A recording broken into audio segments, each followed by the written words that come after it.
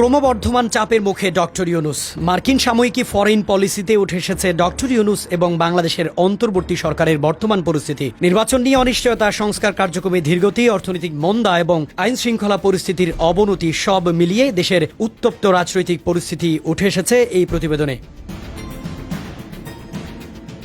প্রতিবেদনে বিশ্লেষক মাইকেল কুলগম্যান বলেন, শেখ হাসিনার পদত্যাগের পর গত 10 মাস ধরে অন্তর্বর্তী সরকারের নেতৃত্ব দিচ্ছেন ডক্টর ইউনূস। তার প্রতি এখনও তরুণ সমাজের শ্রদ্ধা রয়েছে, তবে ক্রমাগত চাপ পরিস্থিতিকে জটিল করে তুলছে বলে মনে করছেন তিনি।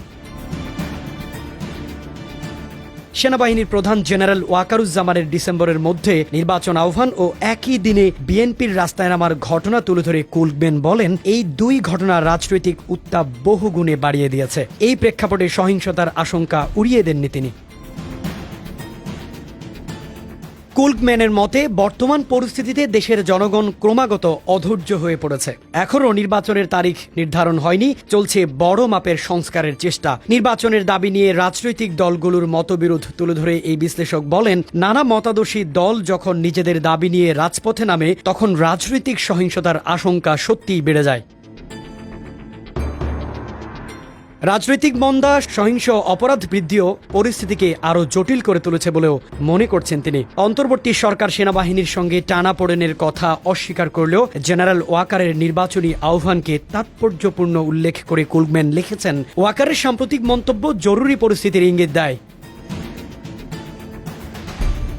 ডক্টর ইউনূস পদত্যাগের কথা ভাবছেন বলে বিদেশি সংবাদ মাধ্যমে জানিয়েছিলেন সাবেক তথ্য উপদেষ্টা ও এনসিপি নেতা নাহিদ ইসলাম। কুলগম্যান এ প্রসঙ্গে লিখেছেন, নাহিদ ইসলাম জানিয়েছেন, যদিও ডক্টর ইউনূস এখনও পদত্যাগ করেননি, তবে এই হুমকিটি সম্ভবত পরিস্থিতির গুরুত্ব বোঝাতে চারপাশের মানুষদের সতর্ক করার জন্য ইউনূসের এটি কৌশল হতে পারে। এমন জটিল পরিস্থিতির সম্ভাব্য পরিস্থিতি এবং পরিস্থিতি সামাল দিতে সম্ভাব্য সেরা বিকল্প বিষয়ে কুলগম্যান কিছু পরামর্শ দিয়েছেন।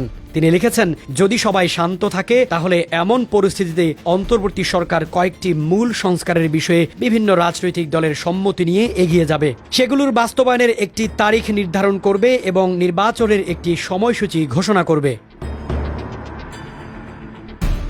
আশার কথা হলো, রাজনৈতিক দলগুলো ইতিমধ্যে কয়েকটি গুরুত্বপূর্ণ বিষয়ে ঐক্যমত্যে পৌঁছাতে শুরু করেছে। এই পরিস্থিতি একটি শান্তিপূর্ণ রাজনৈতিক রূপান্তরের পথ সুগম করবে এবং ইউনূসের জন্য তার বহুদিনের কাঙ্ক্ষিত ব্যক্তিগত জীবনে মসৃণভাবে ফিরে যাওয়ার পথ তৈরি করবে।